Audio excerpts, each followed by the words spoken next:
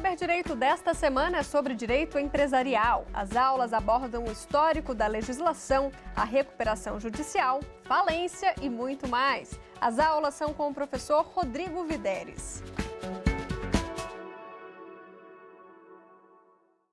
Olá, seja bem-vindo ao Saber Direito. Eu sou o professor Rodrigo Videres e estarei ministrando a 5ª aula deste curso de Direito Empresarial. Nas aulas anteriores, nós falamos do conceito de empresário e de empresa. Na 2ª aula, falamos sobre os tipos societários. Falamos também, na aula 3, sobre os títulos de crédito. E na aula anterior, nós falamos sobre a recuperação judicial. Recuperação judicial que hoje, nessa 5ª aula, estaremos dando continuidade e eu farei um breve resumo para finalizar o curso. Agradeço demais a sua atenção. Se você chegou aqui até esta 5ª aula, tenho certeza que você está muito satisfeito e eu também. Então, para dar continuidade ao conceito e a situação de recuperação judicial, nós vamos falar da situação já propriamente dita. Ou seja, na aula anterior nós falamos que o empresário precisaria preencher diversos requisitos, precisaria estar apto com a sua documentação, precisaria identificar a sua situação econômica financeira para saber se há uma viabilidade de recuperação. Ou seja, não é justo querer resumir sem falar de que essa empresa precisa de um atendimento diferenciado. Nós que estamos aqui no sentido de tentar exemplificar para você que é operador do direito ou que não é, né? No caso um empresário, um microempresário, e enxergar a possibilidade de, caso você esteja numa situação econômica financeira complexa e sem achar a luz do túnel, essa talvez seria a aula que você pode compreender e poder aproveitar um pouquinho para a sua empresa, ok? Então vejam só, depois que você já conheceu a sua situação financeira, já que você já sabe como estão os seus últimos balanços, que tem que ser os últimos 3, depois de você saber que você tem 2 anos de atividade, mais de 2 anos de atividade já realizada, e ter juntado todos os seus credores para poder, possivelmente, após o deferimento da petição, informá-los que você está em recuperação judicial, aí sim você começa a recuperação judicial. Essa recuperação, que na aula anterior, na parte já final, eu havia mencionado que você tem a possibilidade de direcionar o juiz competente para informá-lo que não está com condições de dar continuidade da forma como está a sua empresa, ou seja, a viabilidade da sua empresa não já está apta, além de explicar para ele como vai ser esse plano. Um plano que a gente chama plano de recuperação. Esse plano de recuperação, que você acaba de ser informado, ele nada mais é do que você ter a paz para poder se organizar. Como você já sabe que as suas dívidas estarão suspensas, as execuções estarão ali por 180 dias sem a cobrança, você vai poder bolar um plano estratégico para pagar os seus credores e dar continuidade à atividade empresarial, certo? Então, com esse plano, o que ele vai acontecer? Ele vai receber todas essas informações, o administrador ele vai ser nomeado, e aí o juiz, após o deferimento dessa petição e dizer, está tudo ok, vamos fazer essa recuperação, ele vai convocar um administrador, que não é da sua confiança, é da confiança do juízo. Então, esse juízo vai nomear um administrador. E aí o mais legal é o seguinte, é que se ele não tiver interesse na sua causa vai ser nomeado outro e outro, até alguém aparecer para bolar um plano de recuperação e tocar a sua recuperação. Esse prazo para o comparecimento é de 48 horas. Então, é muito rápido. Por quê? O que se compreende da lei é que a partir do momento que você tem a ideia de se recuperar, você tem que fazer uma recuperação dentro de um prazo razoável de 2 anos. Ou seja, nós vamos falar de prazos, pegue caneta e papel para você começar a anotar o que vai acontecer, o que vai deixar de acontecer, para a sua empresa poder possivelmente, ou você que está aprendendo aqui hoje, poder gravar essas situações.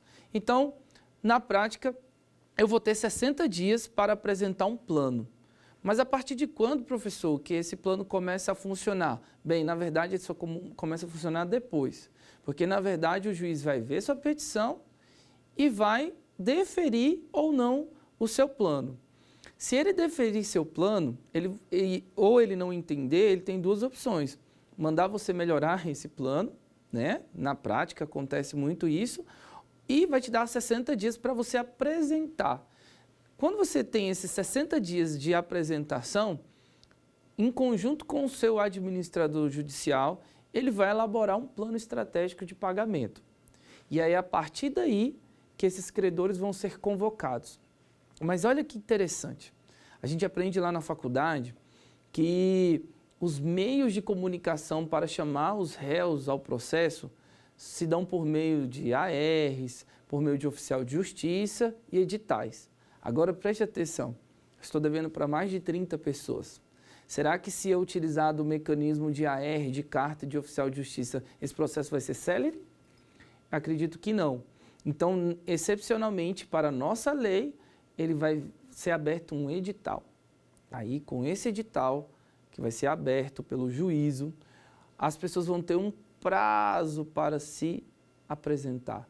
E essa apresentação pode ocorrer porque você não imagina que essa empresa está em recuperação. Então, o que acontece muito no mercado é que esses credores não estão aparecendo. Então, o meio mais ideal que você tem para estar nesse processo de recuperação sendo credor é você estar tendo contato diário com o seu cliente para saber o que está acontecendo. Mas mesmo ele não te informando que ele está em processo de recuperação, você vai ter um prazo para poder aparecer. Geralmente, nós temos prazos formais e informais, que na prática o juiz pode condicionar para mais. Mas nós temos os prazos comuns, que é de 15 e de 45 nos editais, para que você apresente o seu crédito. E aí você, como credor, o que você vai ter que fazer? Você vai ter que dizer quanto que ele está te devendo, qual é a data do vencimento, se ainda tem dívidas a vencer, se são títulos protestados, se não são títulos protestados. Porque é a partir daí que o juiz vai verificar se realmente você é credor. Porque veja só, se eu não protestei esse título executivo, se eu não negativei o nome do meu cliente e se eu não estou cobrando, nem o juízo vai conseguir adivinhar que você é credor. E aí você pode ficar para trás, que é como a gente estava falando na aula anterior. Nós estávamos iniciando as tratativas de falar sobre essas classes de devedores. Então, quais são as classes que vão fazer parte dessa recuperação? Nós temos as classes dos devedores com garantia real, nós temos os bancos, nós temos o Estado e nós temos os trabalhadores. E nós temos os quirografários e ainda temos os retardatários. Além de outras classes que, devido ao curto espaço de tempo, nós vamos suprimir. Mas, basicamente, nós temos essas classes que são chamadas ao juízo e que você vai conhecê-las de pronto. Por exemplo, a classe dos trabalhadores talvez seja a classe que você tenha uma maior preocupação por parte deles. Porque como eles que estão dando o sustento da sua empresa, estão movendo a sua empresa, é a classe que fica mais preocupada num processo de recuperação. Veja só, hoje em dia tá mais que comum nos jornais e nas revistas nós sabermos de empresas, mega empresas que estão em recuperação judicial. Então, os trabalhadores, eles querem garantir seu emprego. Na verdade, eles não querem perder o emprego. Então, eles têm uma faca de dois gumes. Eles têm que dar continuidade à viabilidade da empresa, mas com aquela sensação de insegurança. Então, talvez o maior prejuízo é a renda de complementação familiar dessas pessoas. Além das classes de bancos e etc., que compõem toda essa classe de credores, essas classes, elas vão ter que se reunir. E nessa reunião, que é o que a gente chama de assembleia, nós vamos ter que formar um comitê.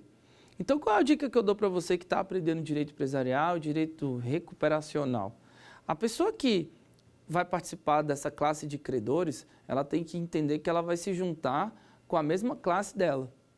E ela vai ter que compor uma classe. Então, os bancos vão ficar numa classe, os trabalhadores vão ficar em outra, os devedores, os credores, os credores comuns vão ficar em outra classe, os quirografários em outra classe, e por aí vai. Nessa situação, o juiz, após receber esse plano de recuperação, ele vai saber quem é quem. Ou seja, cada classe que vai compor essa situação. E aí, ele vai convocar, por meio de uma assembleia, esses credores. E aí é onde a gente vai começar a falar sobre falência, porque aí começa a se aproximar a situação de falência. Mas espera aí, eu estou tentando me recuperar, professor, e você já quer me falir? Não, espera aí, isso não vai acontecer agora. O que vai acontecer é que, ao saber dessa assembleia, nós vamos ter um plano. E o advogado e o administrador, em conjunto, e com o próprio devedor, né, no caso, vai apresentar um plano. E aí?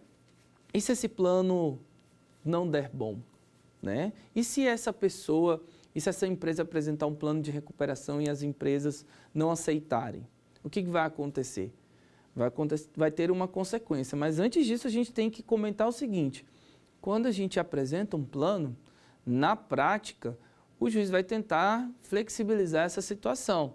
Nessa assembleia, é lógico que, se eu apresentar um plano de recuperação, ele vai apresentar algumas modificações. E na prática eu posso alterar esse plano? Claro que eu posso. Então, na prática, a alteração do plano ela é bem factível. Agora, caso essa assembleia não aprove de forma alguma, o que acontece? Acontece que você vai entrar, a partir dos artigos 73, na situação de falência. E aí por quê? Porque esse plano de recuperação não deu bom. E aí, se não deu bom, você vai ter que apresentar essa situação e, infelizmente, vai ter que passar por essa situação. Agora, a partir do momento que essa assembleia recebe com bons olhos essa recuperação, nós temos a deliberação para negociar como vamos pagar. Ou seja, eu tenho uma situação de que eu vou dever para várias pessoas. A legislação ela vai tratar cada classe de uma forma e aqui não vamos ter tempo hábil de tratar essa situação de cada um. Mas o que podemos falar é o seguinte, que em tese você pode condicionar esses pagamentos da forma mais adequada para sua empresa respirar. E se você tiver um bom trato com os seus credores, você vai conseguir repactuar essas dívidas da melhor maneira possível. Bom, a partir desse momento que você se reúne, as pessoas todas vão estar participando? Não é bem assim. E aí é o que a gente enxuga essa assembleia, dando o nome de comitê. O comitê de credores vão representar cada classe. Então, basicamente, cada classe vai ter sua representatividade. Ou seja, a classe dos bancos, a classe dos trabalhadores e por aí vai. Acontece que essa classe tem que ser muito bem escolhida para não dar confusão. Por exemplo, eu devo para 4 bancos. Todos os bancos vão querer ser representante dessa classe para garantir seu êxito. Então, essa é uma briga interna que comumente acontece nos tribunais. Por exemplo, a classe dos trabalhadores. Se você não tiver um líder, né, na empresa que vai representar essa empresa, que entenda um pouco, essa classe de trabalhadores vai se tornar insegura. Então, o processo de recuperação tem que ser um processo de grande segurança para todos, porque aí sim você vai ter uma situação real de garantia de execução desse plano. E aí, professor, eu tenho um comitê formado, eu tenho uma situação de que agora eu tenho um processo, eu tenho o meu advogado, eu tenho um administrador judicial, ele está trabalhando, ele está se relacionando com essas empresas, e aí eu tenho quantos dias para executar esse plano, né? Então, se eu vou ter essa quantidade toda, somando os 180 dias que suspendem as dívidas, eu vou ter os 60 dias do edital, do plano de recuperação, eu vou ter os 15 dias mais 45, eu tenho que executar esse plano de uma forma razoável. Ou seja, eu vou ter um período ali de 120 dias para poder fazer essa recuperação valer. Porém, o prazo de cumprimento, que é o que a gente tem que falar aqui basicamente, é que eu vou ter que trabalhar para que no prazo de 2 anos essa situação de recuperação se torne válida. Ou seja, eu posso pactuar com o meu cliente pagamentos em 90 vezes? Posso, mas em tese eu tenho que cumprir um requisito de 2 anos para poder recuperar essa empresa. Bom, já falamos um pouco, né, bastante sobre essa situação e aí eu vou chamar o primeiro quiz. Vamos lá?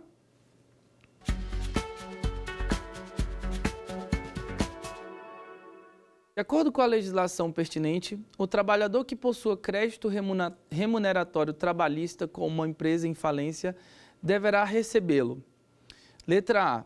Logo após o pagamento de créditos com garantia real, sem nenhum limite quanto ao valor do bem gravado. B. Logo após o pagamento de créditos com garantia real até o limite do valor do bem gravado. Letra C. Logo após o crédito tributário sem nenhum limite de valor. Letra D. Primeiramente, antes dos demais créditos no limite de até 150 salários mínimos. Vamos ver a resposta correta? Letra D. Primeiramente, antes dos demais créditos, no limite de até 150 salários mínimos. Veja só, quem move a empresa é a classe trabalhista. Apesar de que, hoje com os maquinários e muita coisa funcional, né, automatizada, mas a classe primordial é a classe trabalhista. Então, o que a gente tem que deixar bem claro é que, dentro dessa classe, ela é a classe que vai sustentar a empresa. Então, primordialmente, essa classe vai receber primeiro. Mas o que significa isso? Que vai pegar todo o dinheiro que tem em caixa e vai pagar primeiro os trabalhadores e os demais vão ficar de fora? Não. Vai fazer uma equalização. Mas na hora de pagar, quem está na fila de preferência é a classe trabalhadora. Então, na tentativa de esclarecer essa questão é que os 150 salários mínimos é um teto. Ou seja, professor, e se esse funcionário tiver mais de 150 salários mínimos para receber, o que vai acontecer? Esse dinheiro vai se perder? Vai para onde? Bom, aí a gente não pode esquecer de falar daquela classe lá que muita gente grava achando que é da época lá do passado, né? Os quirografários. Ou seja, nós temos uma classe pré-estabelecida de enquadramento. Ou seja, eu não sou banco, eu não sou uma coisa, eu não sou outra, e você, quirografário. Eu sou uma sobra, sou quirografário, que é diferente do retardatário. O retardatário, que aqui, como a gente está no ambiente de estúdio e estamos falando para todo o país, nós podemos dizer que ele é a pessoa atrasada, né? Ele é a pessoa que você que vai chegar por último. Então, eu tenho essas classes de empresas, de credores que vão fazer para receber, mas que se perderem o time da situação, vão chegar atrasadas e vão receber posteriormente, se sobrar alguma coisa, não é verdade? Então, nós já falamos sobre comitê, nós já falamos sobre assembleia, nós já falamos sobre plano de recuperação, nós já falamos sobre o administrador, falamos sobre os títulos, né, de crédito que compõem essas dívidas todas em sua totalidade. E aí nós temos que dar seguimento a essa situação de condição de pagamento. Ou seja, se aproximando da reta final deste curso, nós vamos falar sobre o quê? Sobre a situação de continuidade desses pagamentos. Professor, a partir do momento que a Assembleia se reúne, o comitê autoriza, alguém pode impugnar essa situação? Ah, eu não estou afim. Ah, o meu crédito não é 5, é 10. Ele pode? Sim, ele tem a oportunização para poder reclamar. Mas e se ele não fizer no tempo hábil? Para onde vai esse dinheiro? Aliás, para onde vai esse crédito? Vai para outra classe. Então, eu tenho que ter dentro das assembleias a oportunidade de mencionar o meu crédito. Ou seja, a partir da abertura do edital eu vou dizer, está me devendo tanto. E se eu não informar em nenhum momento, o que vai acontecer? Eu vou perder o tempo. Agora, e se eu quiser impugnar aquilo que eu disse que está me devendo? Se eu estou querendo que a minha dívida seja 100 e a empresa está dizendo que é 10, eu vou poder agravar, eu vou poder contestar, eu vou poder recorrer dessa situação? Sim.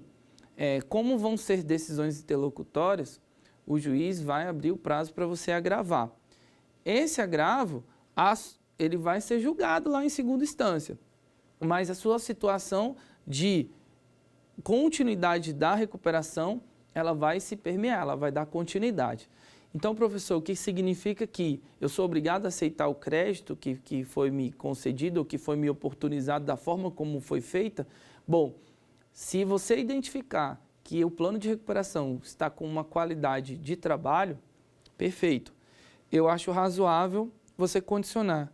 É óbvio que quanto maior o prazo, maior o tempo que você vai ter para receber.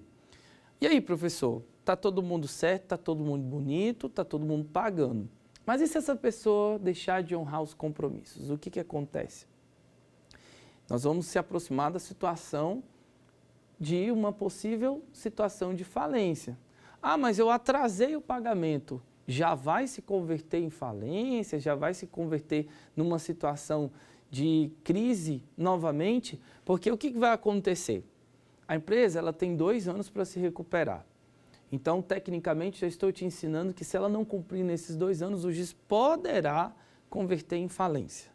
Se esse juiz não converter no prazo de 2 anos, o que vai acontecer? Ele pode estender essa recuperação? Na prática, sim. Ele pode estender um maior prazo para recuperar. Mas, professor, então se ele também não me pagar, eu posso pedir a falência dele? Posso pedir a falência dele. Então, onde que nós queremos chegar? Nós queremos chegar que toda essa reunião realizada, tudo isso que está acontecendo no cenário nacional, para se ter uma recuperação, o conjunto da obra é que vai fazer com que essa empresa se pague. Agora, se você não tiver uma boa administração, a tendência é que ela venha a faltar. Se esse juiz converter a sua situação de recuperação em falência, você já vai ter uma situação de convolução, ou seja, o artigo 73, ele diz o seguinte: o juiz decretará a falência durante o processo de recuperação em alguns casos. Justamente esse caso que foi agora citado, ele representa uma das situações, ou seja, nós temos outras situações que o juiz pode converter, que eu já mencionei na sala de aula, ou seja, nós temos a situação de quando a Assembleia não delibera, né, a proposta realizada, né?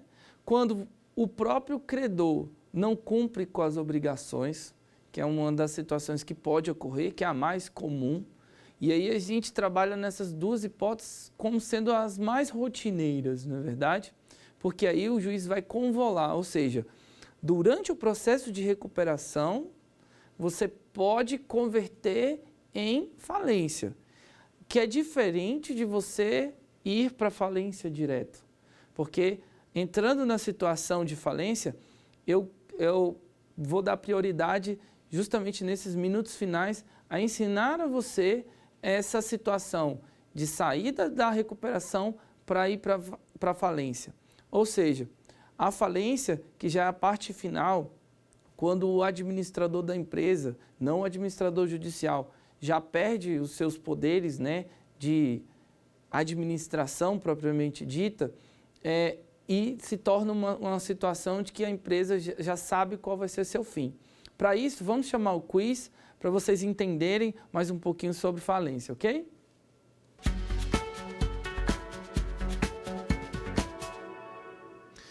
Quanto ao pedido de falência, é correto afirmar que, citado o devedor, não poderá pleitear sua recuperação judicial no prazo da contestação.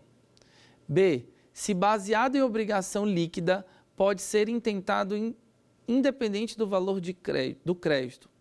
Letra C. Decretada judicialmente a falência ou julgado improcedente o pedido, o recurso para ambas as situações será o de apelação. E letra D. Será decretada a falência do devedor que, executado por qualquer quantia líquida, não paga, não deposita e não nomeia a penhora de bens suficientes dentro do prazo legal. Vamos ver a resposta correta? Letra D. Será decretada a falência do devedor que, executado por qualquer quantia líquida, não paga, não deposita e não nomeia bens a penhora suficientes dentro do prazo legal. Veja só, nós temos as situações de conversão de uma recuperação em falência, elencados no artigo 73. Ou seja, eu tenho, além da recusa da Assembleia dos Credores, do não cumprimento, eu ainda tenho o inciso 3º, quando houver sido rejeitado o plano de recuperação nos termos do parágrafo 4º. Ou seja, nós temos várias hipóteses, ou seja, a Assembleia não entra em acordo, aí nós temos um plano que é rejeitado e nós temos uma situação de que o credor não cumpra. Então, isso vai se converter. Agora, vamos trabalhar nessa reta final sobre quem é esse falido, quem é essa pessoa. Então, lembrando todo o conhecimento que foi utilizado nessas 4 primeiras aulas, para finalizar essa 5ª aula com chave de ouro, nós temos que entender e temos que lembrar quem é esse empresário. Esse empresário que teve uma ideia, que teoricamente, ele disse que é empreendedor, ele não sabia ou sabia que no 966 estava escrito lá que ele tinha que exercer profissionalmente de forma organizada para a produção de bens ou serviços, ou bens e serviços. Daí ele faz aquela situação, faz a situação de inscrição, cumpre todos os requisitos e sobrevive 2 anos. Depois dessa sobrevivência, ele sai dessa situação e fala, deu ruim, então eu tenho que me recuperar. Mas mesmo diante dessa recuperação, não deu bom. E aí o que acontece? Então acontece que eu vou entrar numa situação de falido, propriamente dito, de uma vez, porque de fato, quando chega nessa fase, você já está falido. Mas eu sou falido do momento que eu acho que eu sou ou do momento que é decretada essa situação? Então, é a partir da decretação, quando o juiz te diz, agora não deu mais certo e agora você vai ser falido. Essa situação de falido é tanto para o empresário como para a sociedade empresária. Da mesma forma que você ganha um sobrenome no nome empresarial, mencionando em recuperação judicial, essa empresa vai estar com a nomenclatura de falido. Tá, professor, então eu já entendi, não precisa se adentrar muito no sentido de que o falido eu já sei que é a pessoa que não já está mais conseguindo honrar. Mas será que eu posso cortar esse caminho? Porque nas aulas anteriores o professor Rodrigo disse que você pode, aliás, o caminho mais correto é primeiro a recuperação para depois chegar à falência. Mas nós temos casos de falência direta? Sim. Nós temos esses casos na seguinte situação. Eu tenho, já a partir do artigo 70 para frente, nós vamos estar mencionando a todo momento o falido, e aí ela vem com a situação de quê? De que eu já tenho uma dívida pré-existente, né? A pessoa está me cobrando, e essa cobrança, ela é um título já protestável, é um título certo, líquido, exigível. É um título que eu tenho que ir lá e já sei que eu não estou honrando. E aí o que acontece? Eu recebo uma execução, eu recebo esse protesto e eu sei que supera 40 salários mínimos. E eu sei que eu não estou honrando e reiteradamente eu estou deixando de pagar essa situação. Esse credor pode pedir a minha falência? Ele pode. E aí a dúvida que cerca é que essas dívidas são acumuláveis, eu tenho que ser sozinho nessa dívida, ultrapassando 40 salários mínimos, ou eu posso me juntar com outras sociedades e empresários e pedir a falência direta dessa pessoa. Bom, o que acontece é que, se fosse assim, um credor, um banco, né, que faz um empréstimo de 50 mil reais, né, o nosso exemplo, não recebe e ele já pode pedir diretamente. E aí o que ia acontecer? acontecer o pedido de falência. Nesse caso, pode? Pode. Agora, e no caso das situações de quando um deve 10, outro deve 5, outro deve 7? Bom, se você fizer parte do mesmo grupo empresarial, grupo econômico, tudo bem. Mas se você for de dívidas distintas, aí nesse caso não. Lembrando que lá atrás, para pedir a falência ou ser recuperante, nós temos que saber se a gente tem a possibilidade de ser recuperante. Por quê? Me veio agora a memória de que, por exemplo, uma estatal vem pleitear a recuperação judicial. Ela pode pedir? Não. Lá no início da lei, no artigo 2º, nós estamos falando de quem não pode pedir recuperação judicial. A partir do artigo 2º está lá dizendo que não podem pedir recuperação judicial empresas públicas e empresas de economia mista. Então, nesse caso, nós temos essas situações, que as empresas, nem toda empresa pode pedir recuperação. Além das que estão elencadas a partir do artigo 2º, como sociedades cooperativas de finanças, planos de saúde, etc. Mas, para converter isso em falência, para fechar as portas, a maioria das empresas, às vezes, fecha de fato, mas não fecha de direito. Então, nós temos um caso no Brasil de que ainda não é um costume as pessoas pedirem recuperação judicial e muito menos falir. O CNPJ fica ativo e o devedor continua devendo e essa dívida só vai aumentando. Então, para não ocorrer isso, a própria pessoa pode pedir falência? Ela pode pedir falência. Ela também pode requerer essa falência, mas lembrando de todos os requisitos. Então, nós temos diversas situações que podem ocorrer a falência. Mas quais são as consequências dessas pessoas que pedem e que são convertidas em falência? Essas conversões do falido, ela acaba de ganhar um apelido, né? Ela acaba de dar uma nomenclatura, falido. Ela vai para a sua pessoa física, como vai para a sua sociedade empresária. E aí, o falido pode abrir uma empresa, pode dar continuidade a outras atividades, e aí o que acontece? Bom, a junta comercial, ela tem esse crivo, né? Ela vai analisar e vai perceber que você já está na condição de falido. Então, você vai ter que ficar um longo período aí sem poder administrar novas empresas. Outra consequência do que acontece com relação ao falido é de que todas as dívidas que ele estava programadas e mesmo que atrasadas, todas as dívidas se espalham, ou seja, é como se a gente tivesse um jogo, né, que na década de 90 se chamava Pega a Vareta. Ou seja, você joga para cima e aí se espalham várias cores. Ou seja, as classes ficam independentes, as classes ficam numa situação de independência, cada um volta a ser independente e elas podem se antecipar e sair cobrando.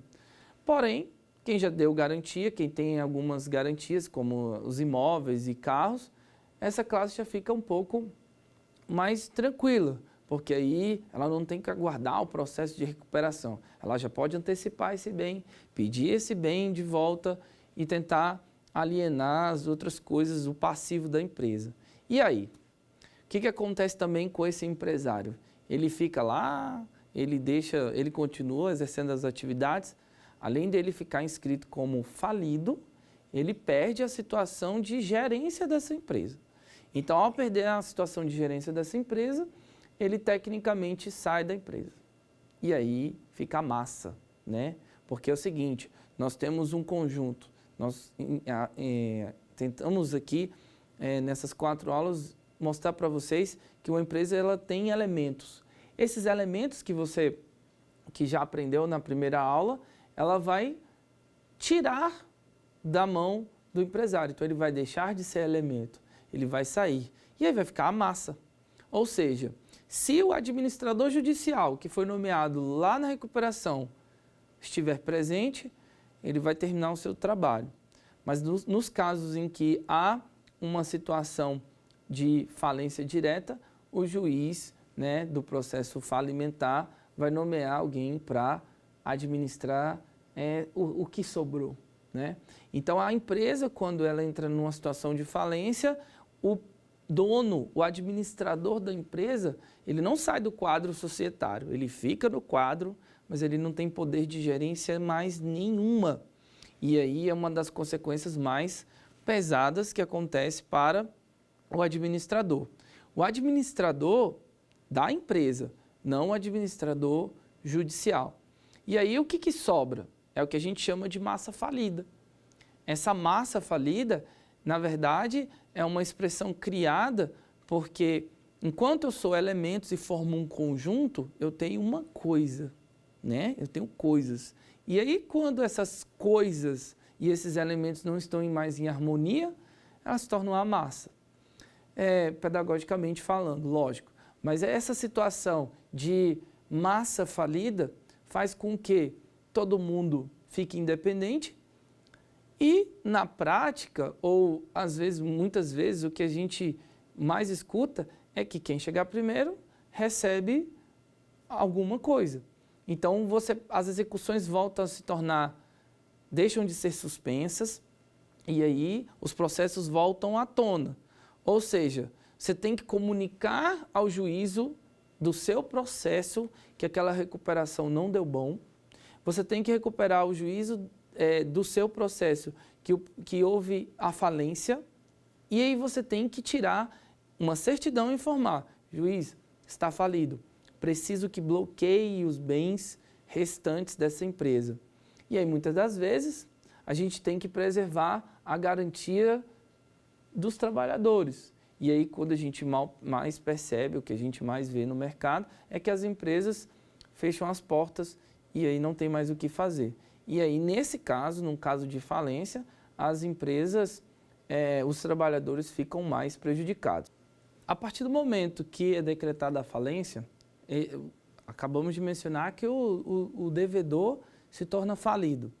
Mas aí o que acontece com o patrimônio? O que acontece com tudo que sobrou da empresa? Nós temos uma situação de que o administrador, né, o dono, o empresário, ele é afastado da empresa. Então, ele fica numa situação de inércia, né? Além disso, ele tem que voltar com toda a situação contábil, tem que apresentar esse juízo, uma situação não muito agradável. Mas o juiz, a partir do momento que ele decreta a falência, vai haver uma sentença. É óbvio que quem foi falido, né, que foi decretado como falido, pode recorrer, né? E aí você vai utilizar os recursos do CPC, né? Mas a partir do momento que você tem tido como falido e essa sentença transita em julgado e eu já não mais recorro, eu tenho uma situação de que todo o passivo e o ativo da empresa vai ser demonstrado contabilmente novamente. Então, vai ser outro processo, professor? Eu vou ter outro processo? Eu fiz um processo longo, duradouro de recuperação judicial e eu vou ter que abrir um novo processo, gastar tudo de novo? Não. Com a conversão, o juiz vai chamar esse administrador e vai falar, agora me apresente a situação contábil dessa empresa como está agora. E aí o que vai acontecer? Às vezes, em muitos casos, o dono da empresa, numa situação de desespero, tenta se desfazer de tudo, mas como ele perdeu o poder de gerência, muitas das vezes o juiz, percebendo a intenção dele dilapidar o patrimônio, sumir com as coisas, impede até a entrada desse empresário dentro da empresa. Caso seja uma situação normal de falência, né, o devedor, já numa situação de falido, ele perde o poder de gerência, mas ele vai ter que continuar assinando. Ele vai continuar assinando as alienações, ele vai continuar assinando todas as vendas, as cessões, os contratos, juntamente com o administrador. O administrador vai estar ali do lado para acompanhar esse processo de esfoliação, né? Ou seja, o espólio que sobrou da massa vai indo ao fim. Professor, então eu posso chegar ao juiz e falar assim, eu preciso receber esse dinheiro. Vai ter uma lista, vai ter uma situação de ordem de pagamento? Óbvio que sim. O juiz vai verificar a situação, os que possuem garantia real vão receber logo os seus bens e vão poder ir para leilão, a gente pode abrir editais. Então, assim, resumidamente, a situação de falido torna a situação mais célere, apesar de ser mais complexa, ou seja, há um desespero, né? Tecnicamente, não, mas de fato há uma situação de correria, né? Para que quem chegar primeiro receba esse dinheiro. E aí tudo que tem de valor econômico, nós vamos ter que transformar em valor pecuniário para transformar em dinheiro para pagar. Mas e aí? Eu posso pedir o bloqueio das contas, eu posso pedir o arresto dos bens? Sim, nós podemos, aí a partir desse momento, como é cada um por si e Deus por todos, você pode pedir os bloqueios dos ativos da empresa. Ou você pode até mesmo, se caso você tenha interesse em alguma coisa que se trata especificamente da empresa, que garanta o pagamento, substituir por isso. E aí o papel do administrador é prestar contas, é ir demonstrando o que está acontecendo e por aí vai. Ou seja, o papel do administrador é conduzir ao encerramento dessas atividades, vendendo todo o passivo. Mas e aí, professor, a partir do momento que eu vendo todo esse passivo, se eu paguei tudo, o que acontece com o falido? Ele deixa de ser falido?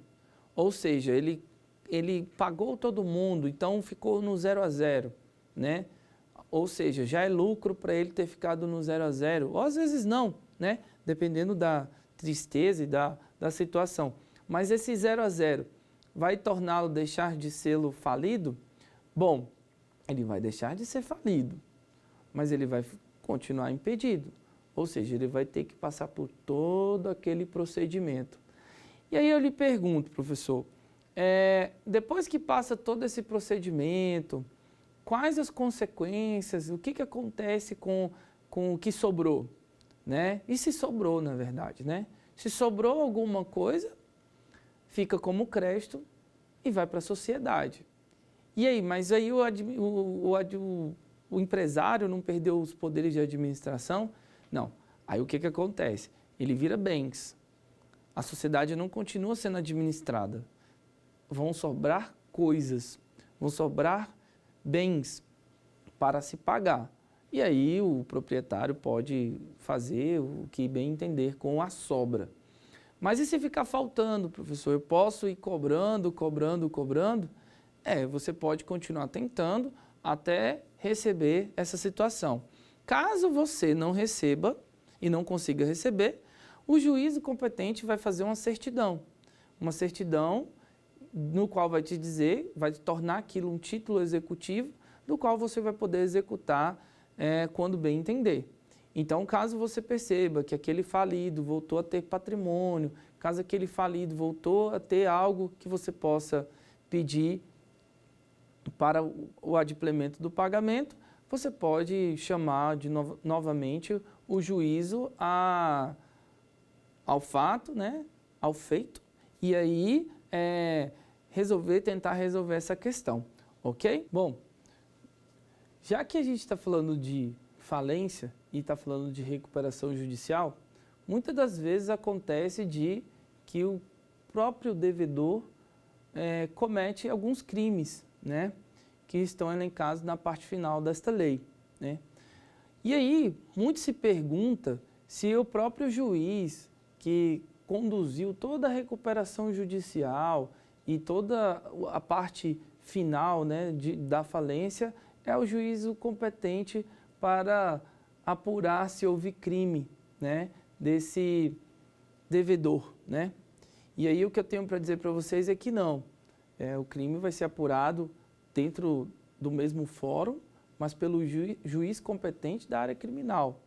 Então, essa situação que muitas vezes não é falada, até mesmo porque não se imagina um empresário na fase final cometendo crimes ou na fase mediana do processo cometendo crimes, ela aparentemente não embaraça o processo.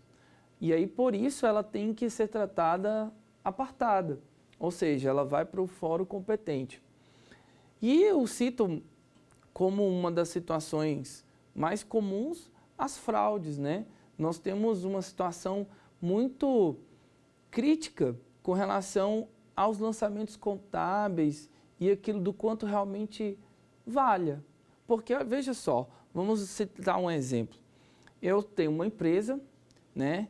E aí eu sei que eu estou devendo bastante, eu sei que já chegou numa fase que não dá mais nada para fazer, e aí eu vou pedir uma recuperação. Essa recuperação, eu vou dizer quanto vale cada coisa. Então, às vezes, eu vou mencionar que uma coisa vale muito para ela se pagar, mas as pessoas não são obrigadas a aceitar aquele valor. Então, eu tenho o que para si? Eu tenho uma situação de que a massa ou todos os credores, eles vão estar ligados no que estão acontecendo. Então, qualquer situação de que haja desconfiança, quebra a confiança desse recuperante ou desse falido para com a massa falida, né?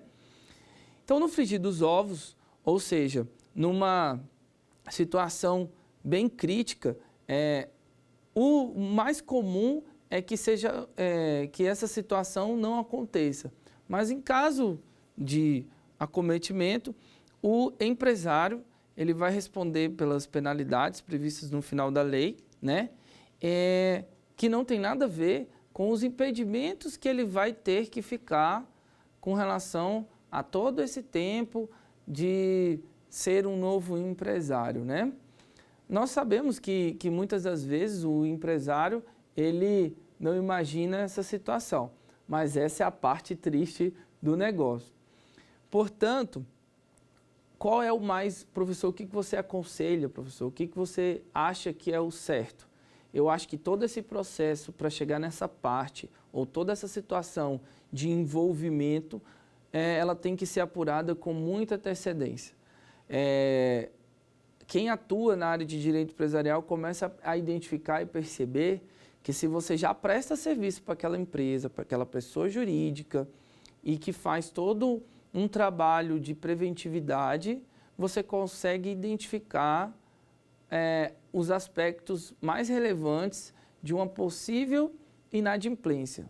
Ou seja, eu costumo identificar o seguinte, que se o meu cliente, que ele é meu cliente, que ele me paga para fazer as defesas trabalhistas, para atuar nas cobranças jurídicas, ele começa a faltar, até mesmo com os nossos honorários, é de se preocupar com uma possível recuperação. Mas se você tiver um bom relacionamento e um bom network com esse cliente, você vai poder ter a abertura para dizer, vamos tentar fazer essa recuperação. Estou aqui para lhe ajudar. Então, a parte final do direito empresarial, que é a parte falimentar, ou seja, que falimentar tem tudo a ver com sustento, com fome, né? Com o comer, ela traz o seguinte sentido, que é o revés de tudo aquilo que a gente começou a trabalhar. Os atos de mercância que vieram individualmente tratados na Europa e até chegar no nosso país, eles foram bem claramente definidos, ou seja, ele disse o que é e o que são atos de comércio. Ou seja, quando a pessoa está na fase de falência, esses atos eles vão acabar sendo impedidos. Agora, uma pergunta muito óbvia e sempre repetida em concursos e exames de ordem é que, professor, tudo bem, essa pessoa faliu, o empresário faliu, ele deixou de exercer profissionalmente essa situação. Ele deixa de contratar qualquer coisa, ele não pode comprar um carro novo, ele não pode comprar uma casa, ele não pode comprar uma bicicleta. É diferente do que nós estamos falando de sociedade empresária. Esse empresário, ele fica impedido de exercer profissionalmente todo o conhecimento que nós já passamos. Agora, como pessoa física, ele vai ter sua vida normal. De acordo com o Código Civil, ele é capaz. Então, se ele é capaz de exercer todos os atos da vida civil, ele vai exercer, exceto a situação de sociedade e de empresário. Então, que não é mencionado e que muitas vezes as pessoas deixam de comentar justamente por isso, porque dá a impressão que o empresário, a partir do momento que ele faliu, ele morreu. E não é bem assim. Ele deixa de ser um empresário e volta a ser uma pessoa comum, ou seja, aquilo que eu falei na primeira aula, que ele ganha superpoderes, os poderes foram retirados. E aí ele fica sem essa situação. Mas e aí, professor, ele pode fazer outras coisas? Ele pode, ele tem os seus impedimentos, mas ele vai continuar a vida e uma atividade normal. Então, aproveitando esses minutos finais, você que está assistindo essa quinta aula, nós estamos finalizando o curso, né, no Saber Direito. Nós passamos por várias situações e eu não posso deixar de fazer um breve resumo do que foi tratado aqui. E o que eu posso dizer para vocês é que o direito empresarial, não só como uma matéria elencada para os exames de ordem e concurso, ele faz parte do cotidiano. Ou seja, é uma matéria pouco explorada, é uma matéria que os alunos têm um certo receio, né, pelo grau de dificuldade, mas quando você tem essa habitualidade com o direito empresarial, você percebe que é uma ramificação do direito como outra qualquer. Tendo em vista que, se você atuar no direito empresarial, o direito empresarial ele vai te ramificar muito mais do que você escolher apenas uma área de concentração. Ou seja, eu sendo operador do direito empresarial, eu vou atuar no direito trabalhista, eu vou atuar no direito penal, como nos casos dos crimes falimentares, eu vou atuar no direito civil, né? Eu vou atuar naquela seara entre cobrança, execução e toda a parte que envolve os atos administrativos, como, por exemplo, fazer contratos de concessão, contratos com o Estado, contratos de inúmeras derivações, além do que a gente vai poder tratar sobre direito de família, direito das coisas. Por quê? Porque envolve a sociedade. Então, a sociedade, toda e qualquer sociedade vai poder pedir recuperação? Não, mas ela vai estar elencada lá no artigo 2º as que estão impedidas. Então, eu fico aqui com um resumo final falando o seguinte, que o direito empresarial, que é diferente do direito comercial, mas que para nós ele vem só agregar os atos de comércio, o empresário que está elencado no 966 do Código Civil e traz para todo o bojo nos demais artigos falando do que ele pode, do que ele não pode, ele tem a possibilidade de fomentar a nossa região, ele tem a possibilidade de fomentar e gerar empregos. Então, eu como operador do direito empresarial, eu acredito fielmente que o empresário ele não tem o intuito de chegar nessa fase falimentar, ou seja, a fase com que o empresário desista das suas atribuições empresariais. De qualquer forma, eu agradeço demais, fico muito feliz em ter realizado esse curso. Assistam o Saber Direito e muito obrigado.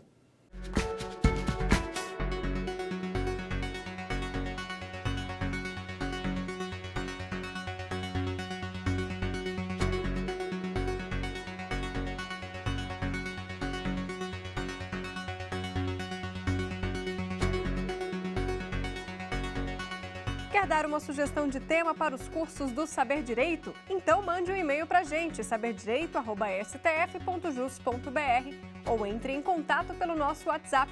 O número é esse que aparece na sua tela.